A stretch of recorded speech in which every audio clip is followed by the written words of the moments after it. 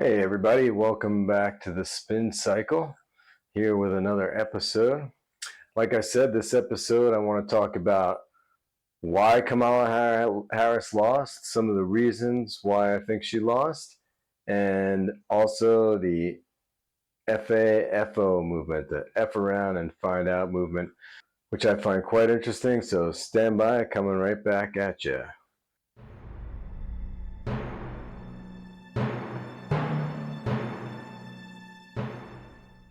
Okay, guys, so Kamala Harris lost the election. The final numbers are in. It turns out she didn't lose by that much. Trump won the popular vote for the first time since 2000. A Republican won the popular vote, but he won it by less than George W. Bush in 2000, and he won it by less than Hillary Clinton, who he beat in the Electoral College back in 2016, but she won the popular vote.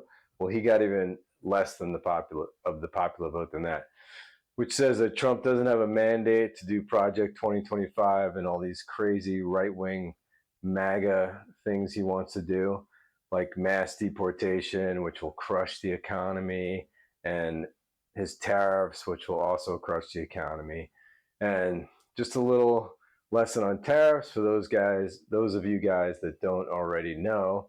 So if he puts a 25% tariff on China, China doesn't pay the tariff. The imported goods coming from China, whether they're parts for cars or plastic junk that you buy in Walmart, all that stuff comes in, on a ship from China, and the company that imports it, so say it's parts for GM cars, GM imports the goods, and then our government charges GM the import charges, and then GM passes the charges on to the people who buy cars. So if it's 25% tariff, the next time you go to buy a GM car, depending on how many of its parts are from China, it'll be that much more money. So probably the whole car won't be 25% more, but if you bought like a BYD car, I think they're called, from China, that was imported here, and Biden already made it illegal to import Chinese electric cars, or all Chinese cars cannot be imported to the U.S. That's kind of a bad example, so let's use something that is imported from China. iPhones. iPhones are designed in California, it's true, but they're assembled in China.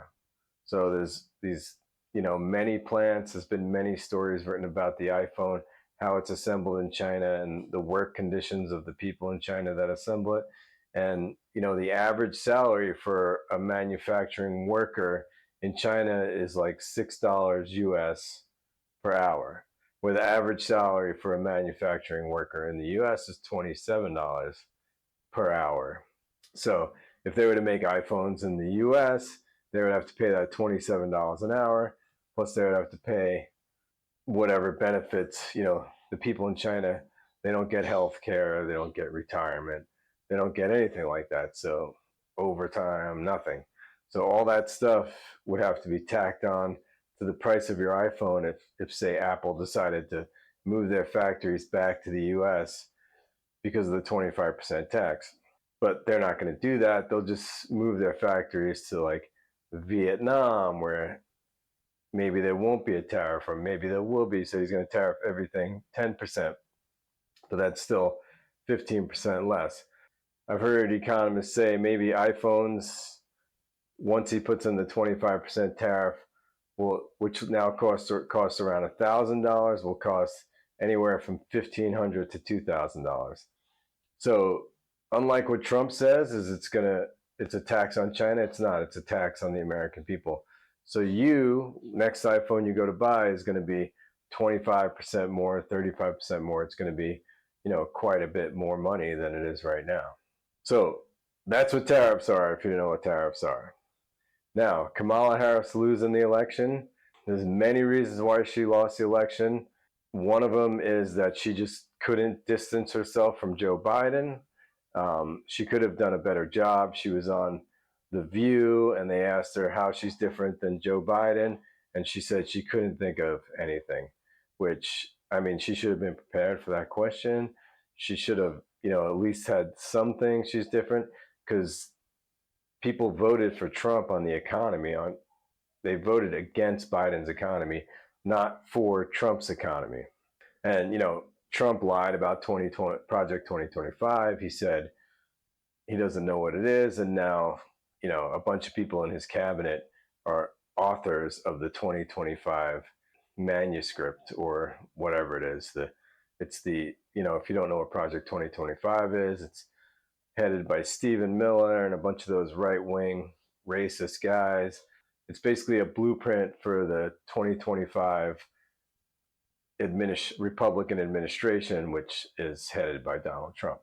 So it's got a bunch of nasty stuff in it, like deportations,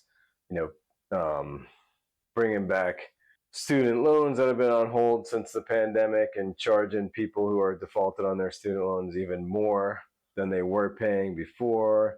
And I know a lot of people are against forgiving student loans, but whether you're against that or not, it's going to hurt. I think about 8 million people are in default in their student loans. So that's 8 million people that are going to be fired up. And probably in 2 years, the next election, Congress will flip again if Trump does all this stuff he's going to do. He's going to get rid of the Department of Education, but still do student loan enforcement, which is done by the Department of Education. I don't know how he's going to do that, but I guess it might be in Project 2025. I haven't read how they're going to get rid of the Department of Education. I'm not sure if they know how they're going to get rid of the Department of Education. So other reasons Kamala Harris lost that aren't her fault is she's a black woman, or an Indian woman, an Indian/black woman. And this country, I said it before the election, and I'll say it again. I don't believe this country is ready. This country's way too misogynistic to have a woman run the country.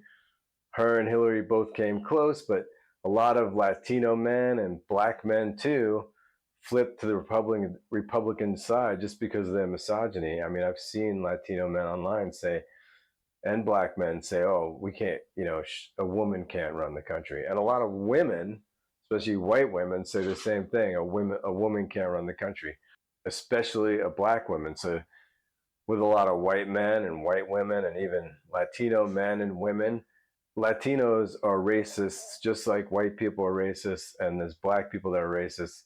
So a lot of Latinos don't like black people, right? And then the Latino culture is very misogynistic, machismo and all that. So the idea that a bunch of Latino men are going to vote for a black woman is kind of crazy. So, one of the big mistakes of the Democratic Party, and I kind of blame Joe Biden for this, he said in 2020 when he won, and this is one of the reasons why I voted for him, because I don't like Joe Biden at all, but I like Trump even less. And I think a lot of people felt like that. I was a Bernie guy back in 2016. I think, if the Democratic Party wasn't so beholden to their donors, the donor class, the wealthy, the billionaires, the corporations, which they have become, so is the Republican Party, but that's another story. If they weren't so beholden to the donor class, Bernie Sanders probably would have won that primary, but they did everything in their power. There's the whole Donna Brazile controversy. You look it up, and a bunch of stuff like that they did under the table stuff to keep Bernie from winning the nomination. And the same thing in 2020. Bernie, if you recall, won the first state of Iowa in the primary, and then I can't remember his name, the congressman, the super old black congressman in South Carolina.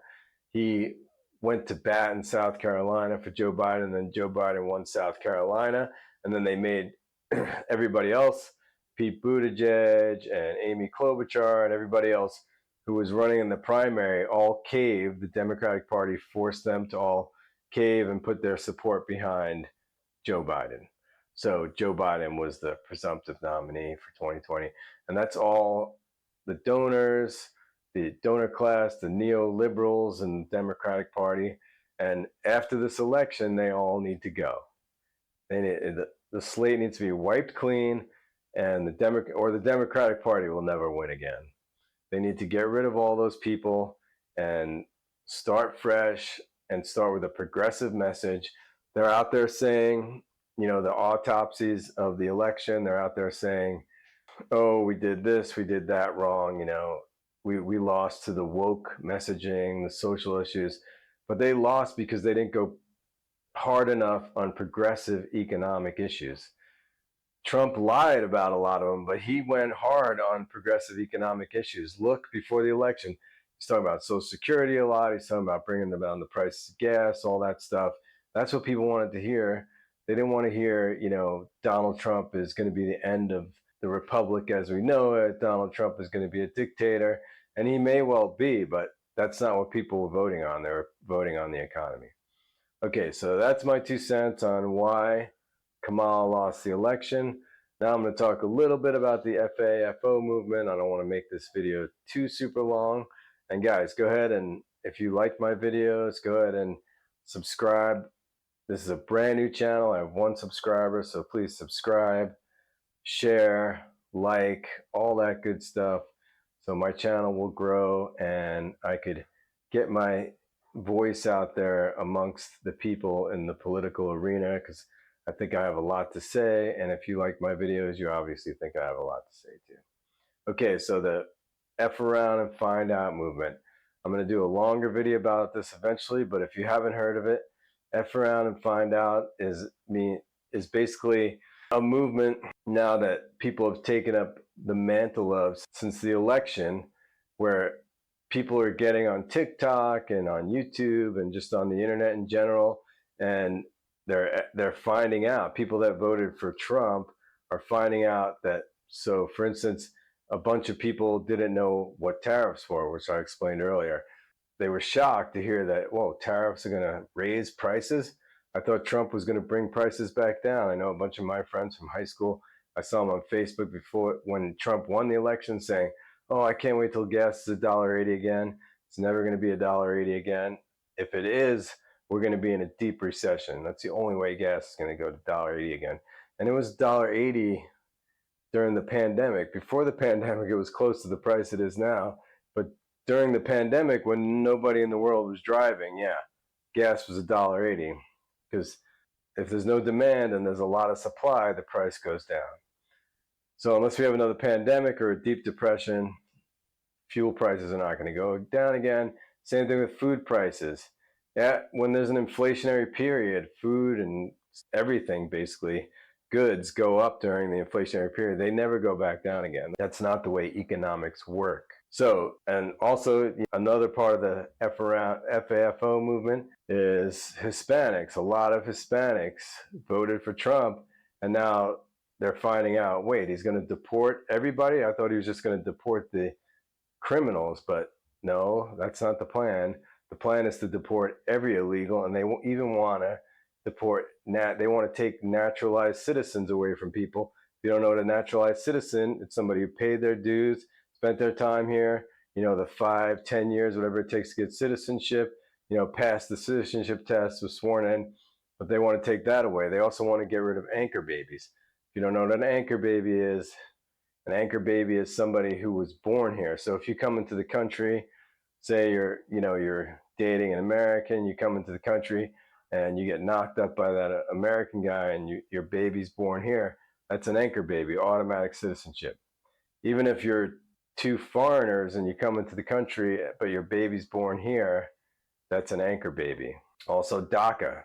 The DACA recipients are basically anchor babies that have been living here their whole lives, and they're not citizens, they're not documented, but they've never lived in another country. They're going to deport them too. So a lot of Hispanics will find out, okay, that means they're going to deport my abuela, which is grandma, because a lot of people have relatives that are not documented. And they're saying, oh, I thought they were just going to deport the criminals. So that's the F around and find out movement. I'll do a longer video about that later. Thanks for watching, guys. Go ahead and subscribe, like, share, and most of all, comment why you think Kamala lost the election and why you think Trump won the election and what you think about the FAFO movement. Thanks, guys. I hope you watch this video. SpinCycle coming at you again in a few days with another video. Peace.